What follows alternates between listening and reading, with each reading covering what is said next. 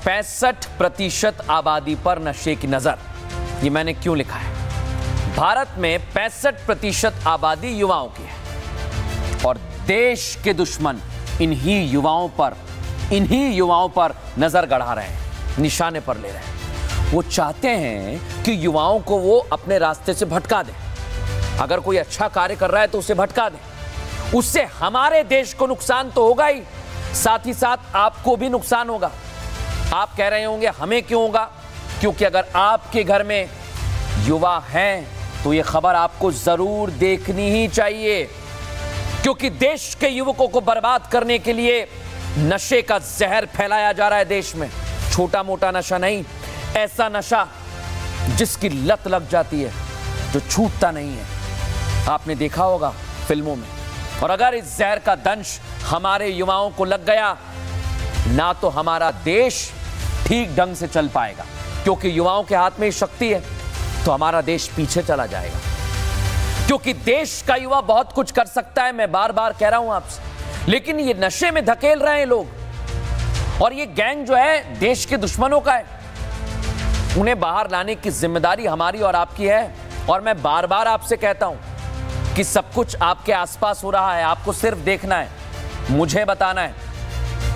जैसा दिल्ली और मध्य प्रदेश में हो रहा है, वैसा तो हमारे युवाओं को चंद सालों में बर्बाद कर देगा। पंजाब, आपने सुना है ना पंजाब के बारे में, वहां की तस्वीरें भी आपने देखी होंगी। लेकिन अब मैं जो खुलासा करने वाला हूं वो करोड़ों के ड्रग रैकेट का है। 1-2 नहीं, 100 करोड़ से ज्यादा का ड्रग जाल फैला हुआ है। मध्य प्रदेश में पता है क्या किया जा रहा है? लड़कियों को ड्रग दिया जा रहा है, ब्लैकमेल किया जा रहा है, फिर धर्मांतरण कराया जा रहा है। सोचिए, ऐसे जाल बिछा रहे हैं ये लोग। हम और आप क्या कर सकते हैं? इन्हें पहचानिए, इनके बारे में बताइए, क्योंकि अगर ये लोग आगे बढ़े तो हमारी मुश्किल बढ़ेगी। इसके लिए आपको और हमें मिलकर आगे आना होगा, इन लोगों को रोकना होगा। जैसे आज दिल्ली से मध्य प्रदेश तक बहुत बड़ा एक्शन हुआ है, दिखाता हूं आपको।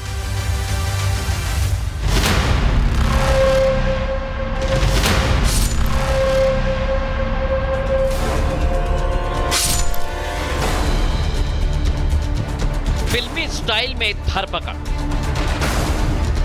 व्हाइट स्कॉर्पियो का कई किलोमीटर पीछा, कांच फोड़कर आरोपी गिरफ्तार। ये कोई देश में आतंकी गतिविधि रच रहा आतंकवादी नहीं, लेकिन ड्रग्स सिंडिकेट चलाने वाला यासीन अहमद भी कोई हीरो नहीं है। ये भी देश विरोधी ही है। वो देश विरोधी जो देश के यूथ को ड्रग्स के नशे में खत्म करने की साजिश रच रहा।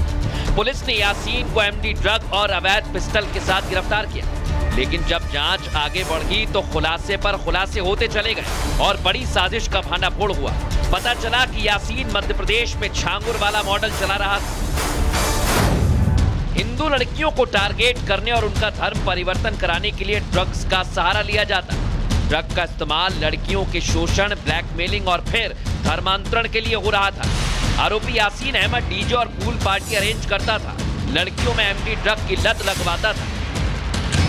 यही वो यासीन अहमद है जो डिस्को क्लब और बाकी हॉटस्पॉट पर पहुंचकर ड्रग्स की सप्लाई करता, और जब लड़कियों में ड्रग्स की लत लग जाती तो वहां से शुरू होता इसका खेल का राउंड 2। कम्युनल जेंडर क्राइम है और ड्रग्स देना इनके मॉडस ऑपरेंडाई का एक भाग है। जिस सोहेल के, जो यासीन का चाचा है, पुलिस वालों से बहुत गहरे संबंध है, ऐसे पुलिस वालों के यहाँ पे सक्रिय रहते मुझे अभी भी संदेह है कि जांच ठीक से हो पाएगी।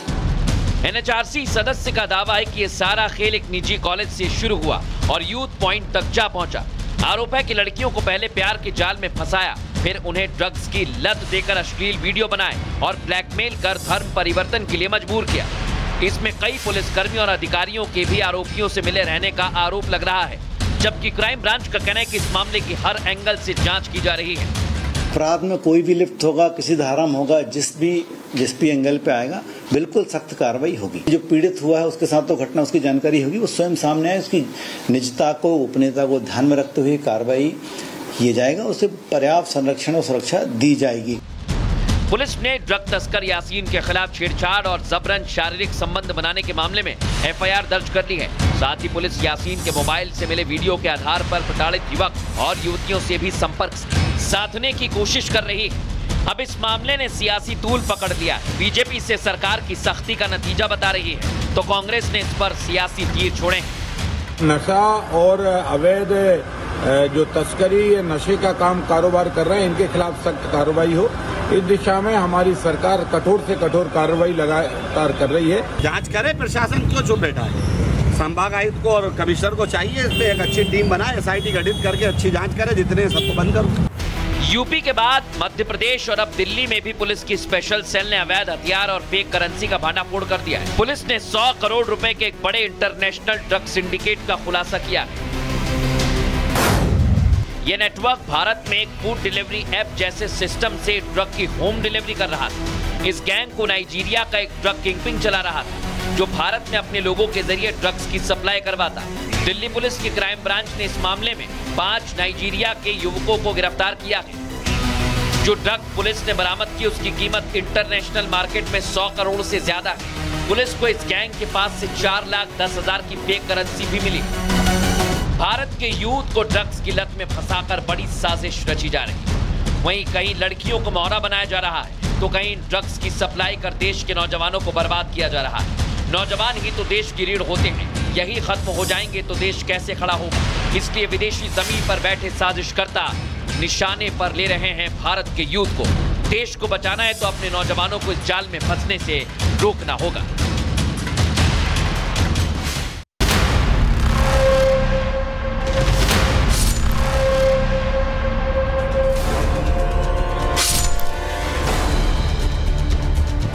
फिल्मी स्टाइल में धरपकड़, व्हाइट स्कॉर्पियो का कई किलोमीटर पीछा, कांच फोड़कर आरोपी गिरफ्तार। ये कोई देश में आतंकी गतिविधि रच रहा आतंकवादी नहीं, लेकिन ड्रग सिंडिकेट चलाने वाला यासीन अहमद भी कोई हीरो नहीं है। ये भी देश विरोधी ही है, वो देश विरोधी जो देश के यूथ को ड्रग्स के नशे में खत्म करने की साजिश रच रहा। पुलिस ने यासीन को एमडी ड्रग और अवैध पिस्टल के साथ गिरफ्तार किया, लेकिन जब जांच आगे बढ़ी तो खुलासे पर खुलासे होते चले गए और बड़ी साजिश का भांडाफोड़ हुआ। पता चला कि यासीन मध्य प्रदेश में छांगुर वाला मॉडल चला रहा था। हिंदू लड़कियों को टारगेट करने और उनका धर्म परिवर्तन कराने के लिए ड्रग्स का सहारा लिया जाता। ड्रग का इस्तेमाल लड़कियों के शोषण, ब्लैकमेलिंग और फिर धर्मांतरण के लिए हो रहा था। आरोपी यासीन अहमद डीजे और पूल पार्टी अरेंज करता था, लड़कियों में एमडी ड्रग की लत लगवाता था। यही वो यासीन अहमद है जो डिस्को क्लब और बाकी हॉटस्पॉट पर पहुंचकर ड्रग्स की सप्लाई करता, और जब लड़कियों में ड्रग्स की लत लग जाती तो वहां से शुरू होता इसका खेल का राउंड 2। कम्युनल जेंडर क्राइम है और ड्रग्स देना इनके मॉडस ऑपरेंडाई का एक भाग है। जिस सोहेल के जो यासीन का चाचा है, पुलिस वालों से बहुत गहरे संबंध है, ऐसे पुलिस वालों के यहाँ पे सक्रिय रहते मुझे अभी भी संदेह है कि जांच ठीक से हो पाएगी। एनएचआरसी सदस्य का दावा है कि ये सारा खेल एक निजी कॉलेज से शुरू हुआ और यूथ पॉइंट तक जा पहुंचा। आरोप है कि लड़कियों को पहले प्यार के जाल में फंसाया, फिर उन्हें ड्रग्स की लत देकर अश्लील वीडियो बनाए और ब्लैकमेल कर धर्म परिवर्तन के लिए मजबूर किया। इसमें कई पुलिसकर्मियों और अधिकारियों के भी आरोपियों से मिले रहने का आरोप लग रहा है, जबकि क्राइम ब्रांच का कहना है कि इस मामले की हर एंगल से जांच की जा रही है।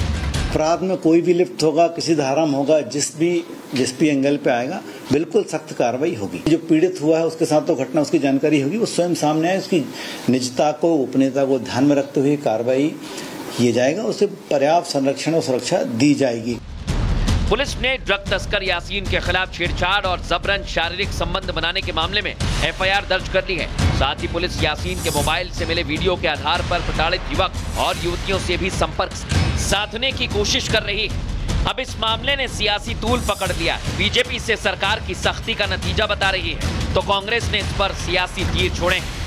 नशा और अवैध जो तस्करी नशे का काम कारोबार कर रहे हैं, इनके खिलाफ सख्त कार्रवाई हो, इस दिशा में हमारी सरकार कठोर से कठोर कार्रवाई लगातार कर रही है। जांच करे, प्रशासन क्यों चुप बैठा है?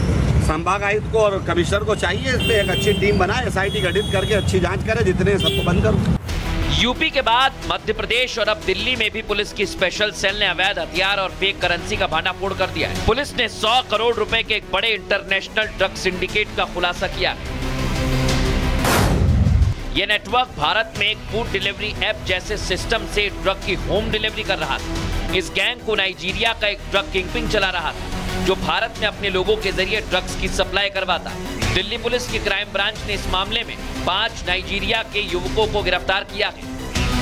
जो ड्रग पुलिस ने बरामद की उसकी कीमत इंटरनेशनल मार्केट में 100 करोड़ से ज्यादा है। पुलिस को इस गैंग के पास से 4,10,000 की फेक करेंसी भी मिली।